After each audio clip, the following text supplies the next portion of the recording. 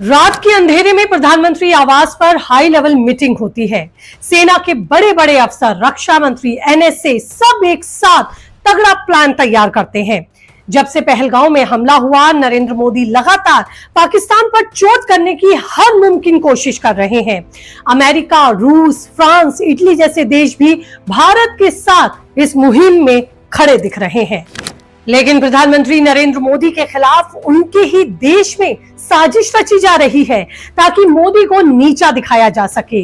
ये लोग कोई और नहीं बल्कि देश के वो गद्दार हैं जो पाकिस्तान में रहने वाले गद्दारों से भी ज्यादा खतरनाक हैं। नरेंद्र मोदी के एक्शन से पाकिस्तान की रातों की नींद गायब है।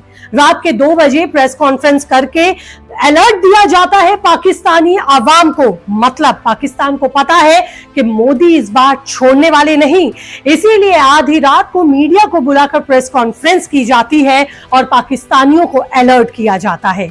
लेकिन भारत के ही अंदर बैठे वो गद्दार जो नहीं चाहते कि पाकिस्तान पर चोट हो, उनके चेहरे अब बेनकाब करना जरूरी है, क्योंकि ये असली देश के गद्दार हैं। नमस्ते, आपके साथ मैं हूं ज्योति विनय कपूर। तो दोस्तों, आपने देखा किस तरह से पहलगांव हमले के बाद से ही कई ऐसे नेता हैं जो खुलकर मोदी का समर्थन कर रहे हैं। मतलब वो कह रहे हैं पाकिस्तान को सबक सिखाओ, प्रधानमंत्री जी हम हर हाल में आपके साथ हैं। यहां तक कि उन्होंने साफ कर दिया है कि उनका पूरा समर्थन सरकार के साथ है।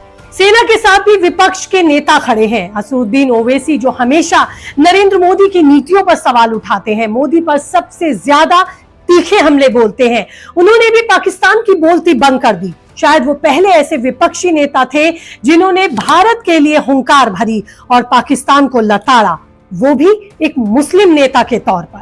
लेकिन बाकियों के मुंह में तो दही जमी हुई है। अखिलेश यादव एक शब्द भी बोलने को तैयार नहीं। वहीं कांग्रेस के कुछ नेता अभी भी प्रधानमंत्री नरेंद्र मोदी को पानी पी पी कर कोस रहे हैं। लेकिन इन्हें शर्म आनी चाहिए। देश इस समय नाजुक दौर से गुजर रहा है। सरकार को विरोधियों के खिलाफ, दुश्मनों के खिलाफ कड़े और बड़े फैसले लेने हैं। ऐसे में सरकार के साथ सभी राजनीतिक दलों का एक साथ एकजुट होकर खड़े होना नैतिक धर्म है, राष्ट्रीय धर्म है। लेकिन वही हमारे मुख्य विपक्षी दल इस समय जिस तरह के छीछा लेदर देश में करते नजर आ रहे हैं, वो वाकई शर्मनाक है, शर्मसार कर देने वाला है। पीएम ने सेना को खुली छूट दी। प्रधानमंत्री नरेंद्र मोदी ने दुश्मनों को करारा जवाब देने का ऐलान कर दिया है।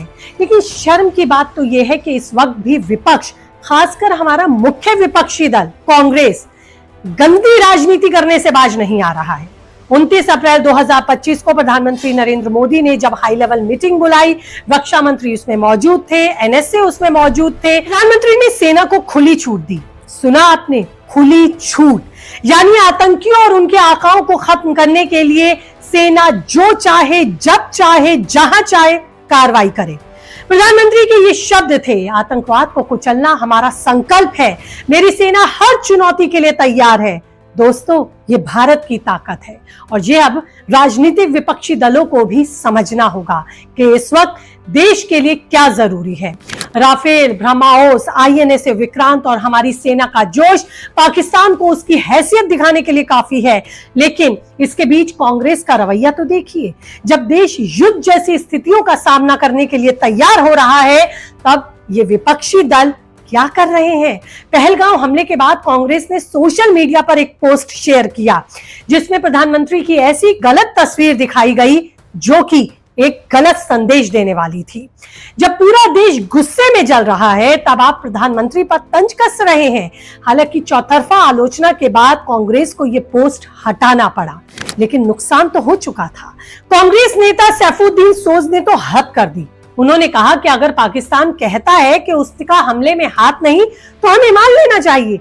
ये कैसी गैर जिम्मेदाराना बात है। हमें थोड़ी तो शर्म करनी चाहिए। ये देश के साथ किस तरह की गद्दारी है। देश के ही भीतर बैठकर हम देश को ही खा रहे हैं और देश को ही काट रहे हैं। वहीं अखिलेश यादव भी इसमें पीछे नहीं है। पहलगांव हमले पर अखिलेश ने सरकार पर निशाना तो साधा, लेकिन पाकिस्तानियों के खिलाफ एक शब्द नहीं बोले। पहलगांव हमले में कानपुर के मारे गए शख्स के लिए भी अखिलेश यादव से 2 अच्छे बोल नहीं निकले। उन्होंने तो यहां तक कह दिया कि उनकी उनसे कोई रिश्तेदारी नहीं है। अरे भाई, आपकी रिश्तेदारी नहीं थी, लेकिन कुछ मर्यादा तो देश के नाते थी, क्योंकि आप उत्तर प्रदेश के मुख्य विपक्षी दल हैं। ऐसे में आपने क्या किया? जी हां, यही सब बातें इस समय गौर करने वाली हैं। अरे, जब दुश्मन सीमा पार से हमला कर रहा हो तो आप तो देश के भीतर की राजनीति बंद कर सकते हैं। ये वक्त एकता का है, लेकिन कांग्रेस और सपा जैसे दल तो देश को बांटने की कोशिश कर रहे हैं और मौका ढूंढ रहे हैं इस समय भी कि किस तरह से प्रधानमंत्री और देश को नुकसान पहुंचाया जाए। जब पाकिस्तान परमाणु धमकियां दे रहा हो, तब उनके रेल मंत्री हनीफ अब्बासी और रक्षा मंत्री ख्वाजा आसिफ भारत को चुनौती दे रहे हो, तब विपक्ष के ये ढुलमुल रवैया देश को कमजोर करने वाला है। लेकिन हर विपक्षी नेता ऐसा नहीं है। AIMIM प्रमुख असदुद्दीन ओवैसी और जम्मू कश्मीर के CM उमर अब्दुल्ला ने देश के साथ खड़े होने का हौसला दिखाया। ओवैसी ने 28 अप्रैल को एक रैली में पाकिस्तान को ललकारा। उन्होंने कहा कि पाकिस्तान का बजट हमारे सैन्य बजट से भी कम है। तुम्हारी औकात क्या है जो भारत को धमकाओगे? उन्होंने मुसलमानों से अपील की कि वो आतंकवाद के खिलाफ काली पट्टी बांधकर एकजुटता दिखाएं। वहीं उमर अब्दुल्ला ने भी पहलगांव हमले के बाद जिम्मेदारी ली और कहा कि सुरक्षा मेरी जवाबदेही थी, मैं इसके लिए माफी मांगता हूं। लेकिन साथ ही उन्होंने आतंकवाद के खिलाफ सख्त कार्रवाई का समर्थन किया। ये है असली विपक्ष की भूमिका। कांग्रेस को इनसे सीखना चाहिए। क्या कर रही है कांग्रेस इस समय? देश के मुख्य विपक्षी दल हैं आप, और किस तरह से इस समय भी राजनीति करने से आप बाज नहीं आ रहे। तो दोस्तों, अब भारत तैयार है, हम तैयार हैं। प्रधानमंत्री मोदी का इरादा साफ है, आतंकवाद को जड़ से खत्म करना है।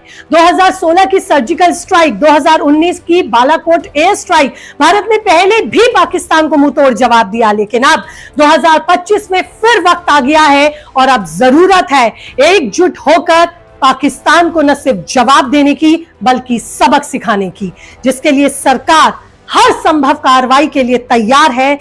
मीटिंगों यानी कि बैठकों का दौर चल रहा है। एक के बाद एक प्रधानमंत्री बड़ी बैठकें कर रहे हैं, जो कि साफ संदेश दे रही है कि अब कुछ बड़ा होने वाला है। अपनी कमर की पेटियां बांध लीजिए, क्योंकि माहौल इस समय नाजुक है। फिलहाल आप इस पूरी खबर पर क्या कुछ कहना चाहेंगे, कीजिए कमेंट। फिलहाल और ज्यादा इंफॉर्मेशन और अपडेट के लिए चैनल को सब्सक्राइब, फॉलो और शेयर करना भूलेंगे नहीं।